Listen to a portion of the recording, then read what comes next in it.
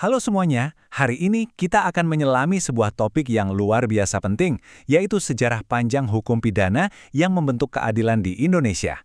Materi kita kali ini disarikan dari pemaparan oleh Bapak M. Fajrin, seorang dosen dan pakar di bidang ini.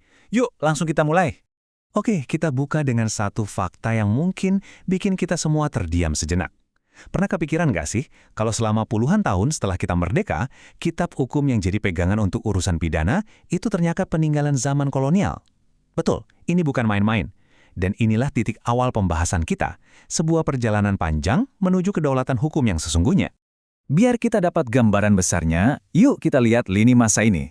Perjalanan hukum pidana itu panjang banget loh. Dari ribuan tahun sebelum Masehi, dengan adanya kodifikasi Hammurabi, terus melompat ke abad pencerahan di Eropa, sampai ke titik-titik krusial bagi Indonesia.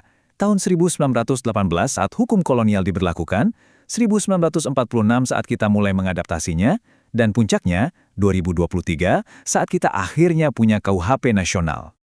Oke, kita mulai dari akarnya dulu ya. Warisan kolonial. Di bagian ini, kita akan bedah asal-usul dari kitab hukum yang umurnya di Indonesia sudah lebih dari 100 tahun, yaitu Wetboek van Strafrecht. Nah, ini bagian yang super menarik. Ternyata, kalau kita telusuri silsilahnya, KUHP lama kita itu punya darah Prancis. Ceritanya Napoleon menaklukkan Belanda dan membawa hukumnya, Kode Penal. Bertahun-tahun kemudian, Belanda bikin versi mereka sendiri yang disebut Wetboek van Strafrecht. Nah, versi inilah yang kemudian diadaptasi khusus untuk wilayah jajahannya, Hindia Belanda. Jadi jejaknya panjang banget. Coba deh, ingat-ingat tahun ini, 1918. Ini adalah momen kuncinya. Di tahun inilah, Wetboek van Strafrecht for Netherlands Indonesia, atau yang biasa kita singkat WVS, resmi diberlakukan. Inilah titik awal beroperasinya hukum pidana kolonial secara seragam di wilayah yang kelak menjadi Indonesia. Oke, ceritanya makin seru nih. Indonesia sudah proklamasi kemerdekaan, kita sudah berdaulat. Tapi pertanyaannya, kok hukum peninggalan Belanda masih terus dipakai? Gimana ceritanya? Yuk kita lihat. Dan jawabannya ada di sini, di dalam konstitusi kita sendiri. Para pendiri bangsa kita itu sangat visioner. Untuk mencegah terjadinya kekosongan hukum, atau yang dalam istilah hukumnya disebut Rechtsvacuum, mereka mencantumkan pasal aturan peralihan ini. Intinya, biar negara tetap berjalan, semua aturan lama, termasuk WVS, untuk sementara tetap berlaku, sampai kita bisa bikin yang baru. Logis kan? Tapi bukan berarti kita diam aja. Pemerintah Indonesia langsung bergerak. Langkah pertama, lewat UU nomor 1 tahun 1946, namanya diubah. Dari Wetboek van Strafrecht yang ke Belanda-Belandaan menjadi Kitab Undang-Undang Hukum Pidana atau KUHP. Kemudian, langkah besar kedua di tahun 1958, KUHP ini dinyatakan berlaku untuk seluruh wilayah Indonesia. Ini adalah upaya unifikasi hukum yang sangat penting. Setelah melalui perjalanan yang begitu panjang, puluhan tahun diskusi, perdebatan, dan kerja keras, akhirnya kita sampai di sebuah era baru. Momen bersejarah, lahirnya sebuah kitab undang-undang hukum pidana yang 100% buatan Indonesia. Coba kita lihat perbandingan visual ini. Keren banget kan?